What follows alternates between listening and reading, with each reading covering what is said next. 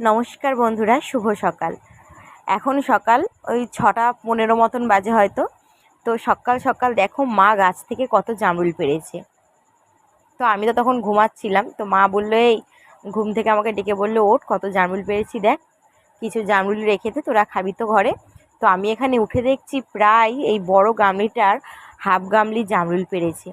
তো এত জামরুল তো খাওয়া সম্ভব নয়, তো এগুলো হচ্ছে বাজারে নিয়ে যাবে বিক্রি করার জন্য। আর জামরুলগুলো কিন্তু বেশ বড় হয়ে গেছে, এর থেকেও কিন্তু আরও বড় বড় হয়, কিন্তু এবারে গাছে না প্রচুর হয়েছে, মানে অন্য অন্য বছর যা হয় তার থেকেও ডবল হয়েছে। সেই জন্য কিন্তু এরকম ছোট ছোটোবেলাতেই কিন্তু লাল হয়ে গেছে পেকে। অন্য অন্য বছর কিন্তু এর থেকেও বড় বড় হয়। আর কিছু কিছু তো পাখিতেই ঠুকরিয়ে ফেলে দিচ্ছে, বড়ই হতে দিচ্ছে না।